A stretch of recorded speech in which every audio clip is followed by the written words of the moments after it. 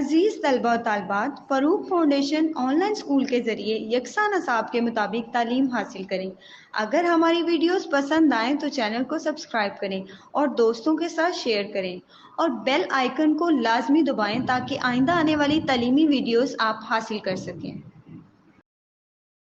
अस्सलाम वालेकुम बच्चों, उम्मीद है आप सब खैरियत से होंगे। बच्चों, ऑनलाइन स्कूल से आप मुकम्मल तालीम हासिल करके बोर्ड का इम्तहान बराए जमात नहम और दहम बेहतर तौर पर पास कर सकते हैं। आप अपनी उम्र और तालीम के मुताबिक मज़ीद तालीम हासिल करें। वालिदैन से फ़ोन या कंप्यूटर पर हमारी वीडियोस के ज़रिए तालीम हासिल करने की दरख्वास्त करें। रोज़ाना 1 से 2 घंटे ऑनलाइन पढ़ाई करें और जब आप स्कूल जाएंगे तो आपको मज़ीद किसी मदद की ज़रूरत नहीं होगी। इस तरह पढ़ाई करके अपना वक्त और वालिदैन के अखराजात में बचत कर सकते हैं। ऑनलाइन स्कूल की कोई फ़ीस नहीं है। आप जूम पर भी क्लासेस का फ़ायदा उठा सकेंगे। हर मजमून की मुकम्मल तालीमी वीडियोस मौजूद हैं। Assalamu alaikum students, how are you? I hope so that you all are doing good. As you know that कि हम लोगों ने जो अपना सेकंड चैप्टर स्टार्ट किया हुआ था उसकी रीडिंग जो है वो कंप्लीट हो चुकी है और एक्सरसाइज पे मूव ऑन करने से पहले हम लोग उसके एडिशनल क्वेश्चन जो मैंने खुद से प्रिपेयर किए हैं पूरे चैप्टर में से निकाल के उसको करेंगे एंड आफ्टर दैट हम लोग एक्सरसाइज की तरफ मूव ऑन करेंगे। इस तरह से क्या होगा कि आप लोगों को मज़ीद चैप्टर को बार-बार पढ़ने की ज़रूरत नहीं पड़ेगी। अगर आप ये एडिशनल जो क्वेश्चन मैंने प्रिपेयर किए हैं इनको कर लेंगे, तो आई थिंक सो आप लोगों के एमसीक्यूज़ और सारा चैप्टर क्लियर हो जाएगा ईच एंड एवरीथिंग। तो पहले हम लोग 1 या 2 लेक्चर जो भी बनेंगे वो उन पे कवर अप करेंगे, फिर हम लोग उनकी तरफ एक्सरसाइज की तरफ मूव ऑन करेंगे। Okay, without wasting our time let's start today lecture. 7 question जो पहले मैंने बनाए थे वो मैंने लास्ट लेक्चर में आपके साथ शेयर कर दिए थे, आपको बता दिए थे। अब हम लोग 8 जो क्वेश्चन है एडिशनल क्वेश्चन वहां से कंटिन्यू करेंगे और मैं साथ-साथ आपको दोबारा से इसको एक्सप्लेन करते जाऊंगी। Right the names of animals that Aryans bowed with them. मतलब आर्यंस जब आए थे मूव ऑन करके सेंट्रल एशिया से साउथ एशिया की तरफ, तो वो अपने साथ डेफिनेटली कोई चीज लेके आए थे, चीजें लेके आए थे, अपने ट्रेडिशन, अपने कस्टम्स, अपनी रिवायती चीजें, अपनी सारी चीजें लेके आए थे। तो उनमें वो जो एनिमल्स थे, वो जो एनिमल्स लेके आए थे वो कौन कौन से थे, उनके नेम लिखने हैं आप लोगों ने। They bowed up cows, sheep, goat and horses. वो अपने साथ गाय, भेड़ें, बकरियां और घोड़े लेके आए थे। 4 जानवरों के नेम हैं कि वो ऐसे आ सकता है कि ऐसे 4 जानवरों के नाम बताएं, उर्दू में बता देती हूँ। ऐसे 4 जानवरों के नाम बताएं जो आर्यन अपने साथ लेके आए थे जब वो सेंट्रल एशिया से साउथ एशिया की तरफ आए थे, हिजरत करके आए थे। तो वो अपने साथ 4 किस्म के जानवर लाए थे, भेड़ें, बकरियां, गाय और घोड़े। नेक्स्ट क्वेश्चन है हमारा पास, which system did Aryans were use for buying products. Which system मतलब कौन सा ऐसा निजाम था, did Aryans were use for buying products के आर्यंस कौन सा ऐसा निजाम था जो वो इस्तेमाल करते थे चीजों को खरीदने के लिए। बाइंग प्रोडक्ट मतलब चीजों की खरीदो फरोख्त का जो सिलसिला था वो किस तरह से उसको कंटिन्यू करते थे, किस तरह से उन चीजों को खरीदते थे। इन द बिगिनिंग शुरुआत में the Aryan used a barter system. Barter system I I think so, तो आप लोगों को बहुत अच्छे तरीके से आता होगा लेकिन फिर भी मैं एक्सप्लेन कर देती हूँ। बार्टर सिस्टम का मतलब है कि एक चीज के बदले में दूसरी चीज देना। फॉर एग्जांपल, आप गंदम की जरूरत है और किसी के पास कपास पड़ी है, तो आप उससे क्या करोगे, आपके पास एक्स्ट्रा गंदम है और उसके पास एक्स्ट्रा कपास है, उसको गंदम की जरूरत है और आपको कपास की जरूरत है, तो आप एक चीज दे के उसके बदले में दूसरी चीज ले लोगे। ठीक है, इसे कहते हैं बार्टर सिस्टम, मतलब एक चीज के बदले में दूसरी चीज लेना। उसके बाद क्या हुआ, फिर उन्होंने using cattle as a currency इस्तेमाल करना शुरू कर दिया और फिर कॉपर मतलब तांबे के सिक्के इजाद हुए। ये वाला उनका जो बार्टर सिस्टम था, चीजें खरीदने का सिस्टम, इस तरह से कंटिन्यू हुआ। Y do they bury their saving in the ground. कि वो अपनी जो सेविंग थी, मतलब उनकी बचत जो थी, अपनी एक जो सेविंग थी वो लगा लेते थे पैसा, उसके अलावा जो बच जाता था तो वो कहाँ पे रखते थे, उनको सॉरी ग्राउंड में क्यों दबा देते थे, ग्राउंड में क्यों छुपा देते थे। एज यू नो दैट के बैंक का वाला सिस्टम तो अब आया, अब इंट्रोड्यूस हुआ है। तो वो तो अभी हम लोग इतनी पीछे बीसी एसी की बात कर रहे हैं, एसी की, कि उस वक्त में तो बैंकिंग सिस्टम था नहीं। तो इसलिए वो जो अपनी सेविंग थी, अपने जो पैसे थे, अपना सोना चांदी जो भी उनके पास कीमती जेवरात होते थे या कीमती अशियाज होती थी, वो जमीन में गड्ढा खोद के उसमें दबा देते थे। Because at that time there was no banking system, therefore they buried their saving in the ground. इसीलिए वो अपने जो सेविंग्स थी वो ग्राउंड में दबा देते थे। Did Aryans have any knowledge about handicraft things? Handicraft का मतलब होता है वो चीजें जो हाथ से बनाई गई हों। तो क्या आर्यंस को कोई भी नॉलेज, कोई भी जानकारी, या वो उन चीजों के बारे में जानते थे जो हाथ से बनाई जाती थी? Handicraft made a lot of progress during that period. The craftsmen of wood, metal, stone, leather, and ivory were expert in their works. क्या कि हैंडीक्राफ्ट बहुत ज्यादा उस वक्त मकबूलियत पे थी, लोग बहुत ज्यादा उनमें शौक था, या हर तरफ हैंडी हाथ से बनी हुई चीजें थी। और जो वो लोग एक्सपर्ट थे, मतलब माहिर थे अपने काम में। और हाथ से कौन कौन सी चीजें बनाई जाती थी? लोहे की, तांबे की, लकड़ी की और लेदर की, इन सब की चीजें बनाई जाती थी, और वो अपने काम में बहुत ज्यादा ही माहिर थे। किनकी बात हम लोग कर रहे हैं? आर्यंस की बात कर रहे हैं। नेक्स्ट हमारे पास क्वेश्चन है, question number 12। Highlight the religious belief of Aryans, कि आर्यंस का रिलीजियस बिलीफ क्या है?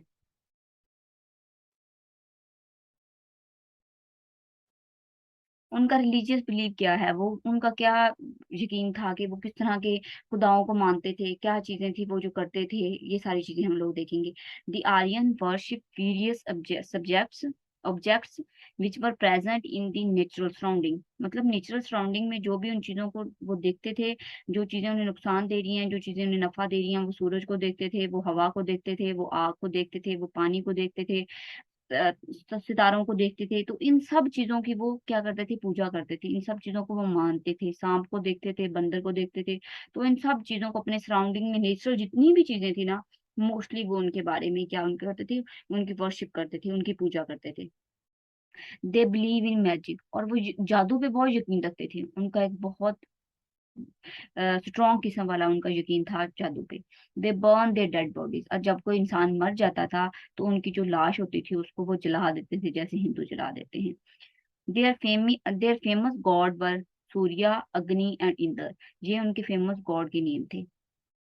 इनके आपको नाम लाजमी याद होने चाहिए, सूर्या, अग्नि एंड इंद्र। अलग से इस क्वेश्चन ये पूछा जा सकता है कि उनके फेमस जो आर्यंस के गॉड थे वो कौन कौन से थे।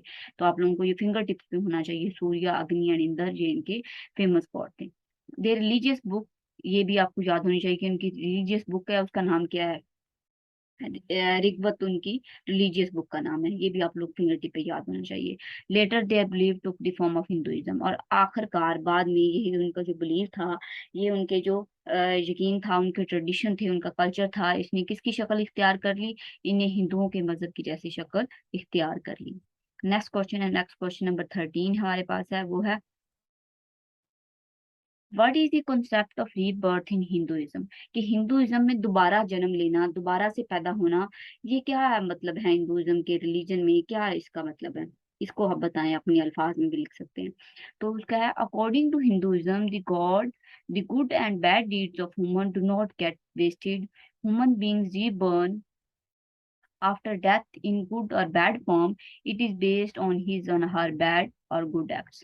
It's mean that कि हिंदुइज्म, जो हिंदुओं का मजहब है, उसके मुताबिक ये है कि इंसान एक दफा मरने के बाद दोबारा पैदा होता है। एक बात होगी। दूसरी, और उसने जो भी अच्छे काम किए हैं या बुरे काम किए हैं, उनका उसे सिला जरूर मिलता है, वो जाया नहीं जाते। अगर उसने अच्छे काम किए हैं तो वो अगले जन्म में जब वो दोबारा पैदा होगा तो किसी अच्छी शक्ल में पैदा होगा, और अगर इसने बुरे काम किए हैं तो वो किसी जानवर की शक्ल में भी पैदा हो सकता है।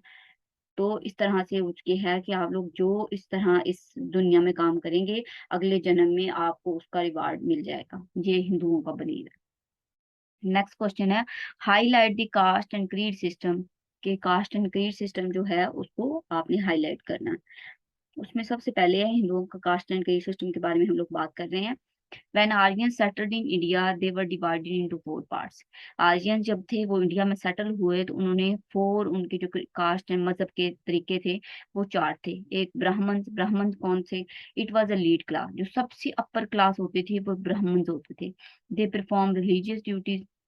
पंडित बिलोंग टू दिस कास्ट, मतलब जो पंडित होते थे, जो मंदिरों की हिफाजत करते थे, जो मंदिरों में रहते थे, और जो खुदा के करीब होते थे लोग, यू कैन से दैट, और सबसे अपर क्लास, सबसे मुअज्जब और अजीज इनको समझा जाता था। उससे नीचे कौन से आते हैं? उससे नीचे आते हैं कश्तरी।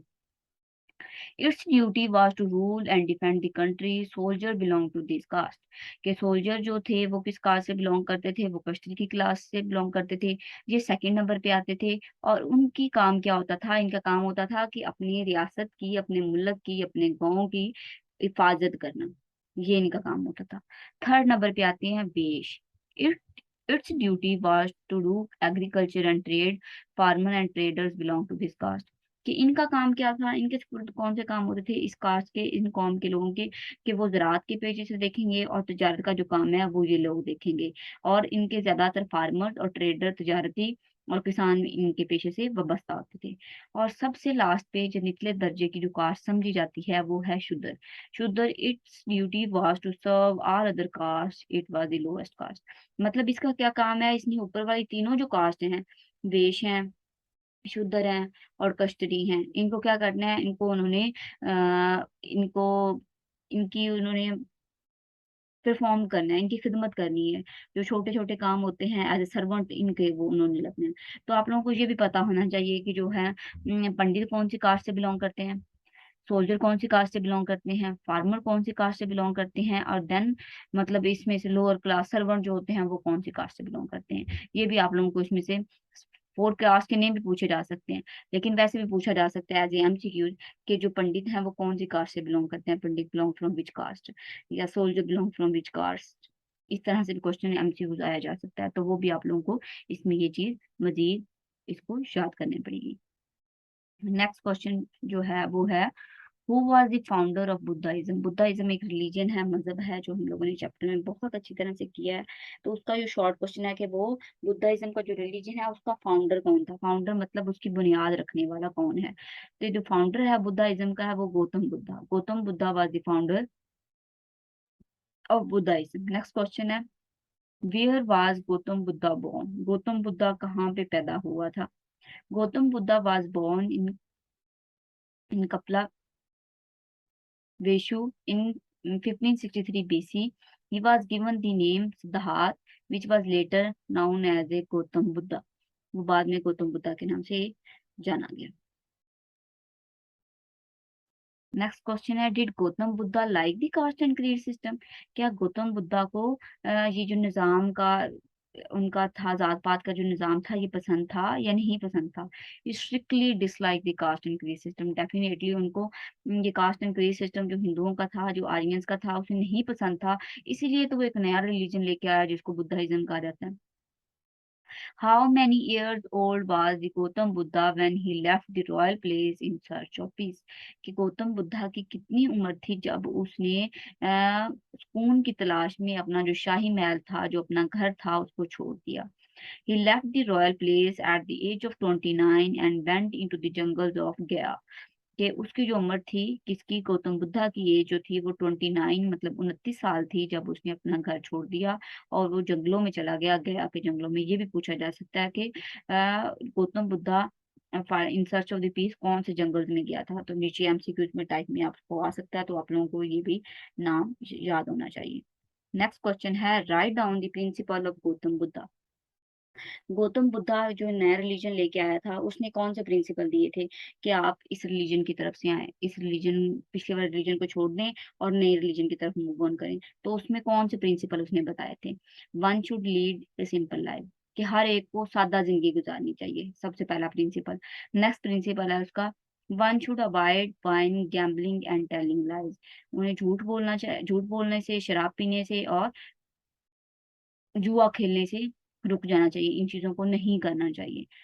थर्ड है, द मोनोपोली ऑफ हिंदू ब्राह्मण मस्ट बी फिनिश्ड, कि ये जो हिंदुओं की मोनोपोली है ना, जात पात का सिस्टम, इसको मुकम्मल तौर पर खत्म होना चाहिए।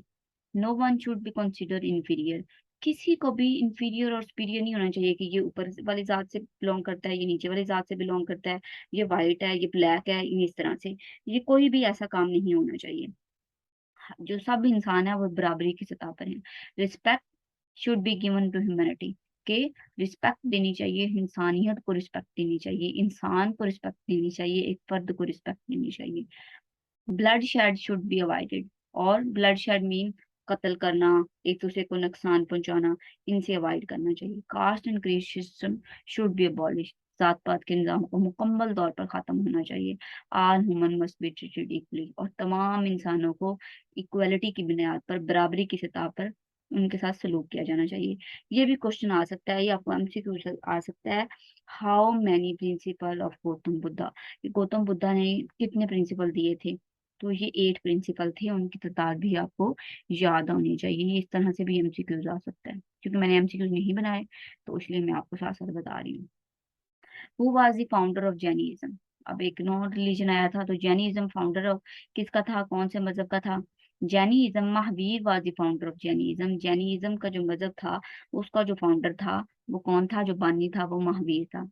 Where Mahavir was born, Mahavir कहाँ पैदा हुआ था? He was born near Patna, India, in a town called Vaishali in 599 BC, BC mean before Christ. और जो महावीर था वो इंडिया का जो एक टाउन है पटना, उसके इंडिया का एक शहर है पटना, उसके करीब एक टाउन है विशाली, उसमें पैदा हुआ था। ओके, इंडिया कंट्री, उसके एक शहर है, ठीक है, पटना, और देन उसका एक मजीद टाउन है विशाली, उसमें महदी पैदा हुआ था। नेक्स्ट क्वेश्चन है, the followers of which religion did not eat meat, कि कौन से मजहब को मानने वाले गोश्त नहीं खाते? अभी हम लोगों ने 4 मजहब, सॉरी 3 मजहब पढ़े हैं। पहले आर्यन, जो लेटर लेटर उनकी जो फॉर्म बन गई थी वो हिंदुइज्म था, फिर बुद्धाइज्म, और देन जैनिज्म। तो इनमें से कौन सा ऐसा मजहब है जिसमें लोग गोश्त नहीं खाते थे? The followers of Jainism did not eat meat, जो जैनिज्म के मानने वाले थे वो गोश्त नहीं खाते थे। नेक्स्ट जो क्वेश्चन है वो है, which was the centre of Gandhara art, के जो गंधारा आर्ट है उसका जो मरकज है वो कौन सा है? Taxila was the centre of Gandhara art, Gandhara art का जो टेक्सला है ना, गंधारा आर्ट का वो मरकज है। Taxila was the centre of Gandhara art. Next question है, what do What do you know about Gandhara art? What do you know about Gandhara art? Sorry. What do you know about Gandhara art? आप गंधारा की art के बारे में क्या जानते हैं? Gandhara art is a collection of various statues of Buddha and engraving of Buddha in stone. Gandhara is not only the name of art, rather it reflects a whole civilization. Earlier, this art was under the influence of Greek fine art, but later it got mixed with the local art. Greek art was tried to be molded according to the teaching of Buddha. Gandhara art जो है ये बहुत सारे जो बुद्धा के मुजस्मे हैं उनको stones में इंग्रेव किया गया है, नक्श नकारी की गई है, उनका एक मजमुआ है। जो गंधारा आर्ट है सिर्फ ये एक नाम नहीं है, ये क्या है, ये अक्कासी है, ये एक रिफ्लेक्शन है किसका, सिविलाइजेशन का, एक पूरी सिविलाइजेशन का। सबसे जो पहले है गंधारा आर्ट, हम देख लेते हैं कि फाइन आर्ट में इनको देखा जा सकता था, फिर ये लोकल आर्ट में मिक्स हो गई गंधारा आर्ट, और आखिरकार फिर इसको Greek art was try to be moulded according to the teaching of Buddha, और फिर जो ग्रीक आर्ट थी उसने अपनी आर्ट को बुद्धा की जो टीचिंग थी उसमें मोल्ड करने की कोशिश की। नेक्स्ट क्वेश्चन है, name the university which was establish in Gandhara, कि उस यूनिवर्सिटी का नाम बताएं जो गंधारा में एस्टेब्लिश थी, जो गंधारा में तामीर थी। The most ancient university Nalanda was establish in Gandhara, Nalanda university का नाम है जो गंधारा में एस्टेब्लिश थी। नेक्स्ट क्वेश्चन जो हमारे पास है वो है, write down three differences between Jainism and Buddhism from Hinduism, कि जैनिज्म और बुद्धाइज्म के 3 डिफरेंस बताने हैं, 3 मुख्तलिफ चीजें बतानी है किससे, हिंदुइज्म से। तो सबसे जो पहली है डिफरेंस इसका है वो है,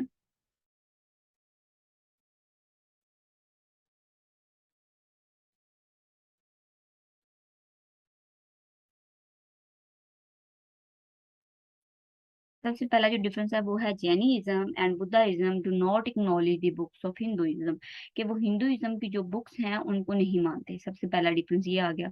सेकंड डिफरेंस है Jainism and Buddhism are strictly against the caste and creed system while Hindus believe in the caste and creed system, कि जैनिज्म और जो बुद्धाइज्म है वो क्या करते हैं कि वो जात पात के निज़ाम पे बिलीव नहीं करते, वो इक्वालिटी को फरोग देते हैं, वो इक्वालिटी को मानते हैं। लेकिन दूसरी तरफ अगर देखा जाए तो हिंदुइज्म में जात पात के निज़ाम पे बिलीव किया जाता है, लोगों को उनकी जात के निस्बतन के हिसाब से ट्रीट किया जाता है, उनके साथ स्लोक किया जाता है। थर्ड जो डिफरेंस है वो ये है, Jainism and Buddhism teach to refrain from sins while Hindu believe that after taking bath their sins are washed. मतलब जो जैनिज्म और बुद्धाइज्म है वो कहते हैं कि हमें गुनाहों से दूर रहना चाहिए, अपने नफ्स पे काबू पाना चाहिए, हमें बुराई की तरफ जाना ही नहीं चाहिए। और दूसरी तरफ हिंदुइज्म है, वो उनका जो एक गंगा जल जो उनकी झील है या जो भी है वो उसमें वो समझते हैं कि उसमें अगर आपने एक दफा शावर ले लिया, एक दफा नहा लिया, तो आपके सारे जो गुनाह हैं वो धुल गए हैं और आप एक बच्चे की तरह पाक हो गए हैं। ओके, नेक्स्ट जो क्वेश्चन है वो है, who was the Alexander the great, Alexander the great कौन था? Alexander was born in Greece in 356 BC. He left for India to capture its wealth as well as to conquer the world. कि Alexander the great जो great है वो Greece में 356 में पैदा हुआ और उसने इंडिया को छोड़ा और, और एक दौलत की तलाश में और दुनिया को फतह करने की तलाश में निकल पड़ा। Give detail of the battle between Alexander the great and Raja Porus, कि राजा पोरस और अलेक्जेंडर द ग्रेट में जो जंग हुई थी उनकी डिटेल आपने वो डिस्क्रिप्शन लिखनी है। Alexander came to India in 326 BC. Alexander India में कब आया, इसका टाइम पीरियड आपको एग्जैक्ट पता होना चाहिए, एमसीक्यूज में आ सकता है। 326 324 बीसी में। The raja of Taxila welcome him and gave him gift, राजा जो टेक्सला था उसने अलेक्जेंडर द ग्रेट को वेलकम किया और उसे मुख्तलिफ तोहफे दिए।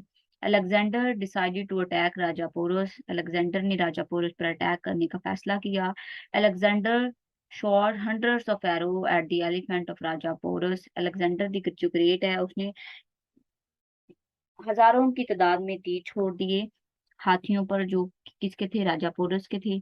और राजा पोरस ने बहुत बहादुरी के साथ मुकाबला किया, बट आखिरकार अलेक्जेंडर द ग्रेट जीत गया। Alexander return Raja Porus to his kingdom due to its bravery, राजा पोरस ने को उसकी सल्तनत वापस कर दी गई क्योंकि उसने बहुत ही बहादुरी के साथ मुकाबला किया था। कि मतलब अलेक्जेंडर द ग्रेट वो जीत गया था जंग, लेकिन उसने राजा पोरस ने जिस तरह से जंग लड़ी, अपना दिफा किया, वो उससे इम्प्रेस होकर उसने उसको उसकी किंगडम, उसकी रियासत, उसकी सल्तनत वापस कर दी। नेक्स्ट जो है क्वेश्चन है वो है, which sea routes did he discovered after the attack of Alexander great on India, कि कौन से ऐसे सी रूट्स थे जो अलेक्जेंडर द ग्रेट ने डिस्कवर किए, इजाद किए जब उसने इंडिया पे अटैक किया। Sea routes were also discovered between the east and west because of Alexander great attack on India, तो जब अलेक्जेंडर द ग्रेट ने इंडिया पर अटैक किया तो उसने ईस्ट और वेस्ट के दरमियान जो सी रूट्स थे उनको इजाद किया। नेक्स्ट क्वेश्चन है, Chandragupta Maurya belong to which family, कि चंद्रगुप्त मौर्य कौन सी फैमिली से ताल्लुक रखता था? Chandragupta Maurya belong to the Kshatriya family, Chandragupta Maurya Kshatriya family से ताल्लुक रखता था। ये हम लोगों ने कास्ट एंड क्रीड सिस्टम कौन से रिलीजन में पढ़ा है? हिंदुइज्म में। तो उनमें जो कश्तरी है वो कौन से पे आता है? ये आपको पता होना चाहिए कि वो कौन से नंबर पे आता है, दूसरे पे आता है या तीसरे पे आता है। ओके, चंद्रगुप्ता कश्तरी फैमिली से बिलोंग करता था। For how many years Maurya empire remain in power, कि मौर्य जो एम्पायर थी, जो उनकी सल्तनत थी, जो उनकी हुकूमत थी, वो कितने अरसे तक इक़्तिदार में रही, उनके पास पावर रही। Maurya empower empire remained in power for 185 years. It was the world strongest empire of its time, कि मौर्य जो एम्पायर है वो 185 साल इक़्तिदार में रही, और ये दुनिया की सबसे मजबूत तरीन सल्तनत थी अपने टाइम की, अपने वक्त की। ओके, अभी हमारे क्वेश्चन और भी रहते हैं, लेकिन फिर आज का लेक्चर बहुत लंबा हो जाएगा। इंशाल्लाह बाकी के क्वेश्चन हम लोग नेक्स्ट लेक्चर में करेंगे। एक लेक्चर हो गया, दो लेक्चर हो गया, और उसके बाद हम लोग अपनी एक्सरसाइज की तरफ मूव ऑन करेंगे। ओके, मिलते हैं अगली क्लास में, तब तक अपना ख्याल रखिए। अल्लाह हाफिज, अल्लाह ने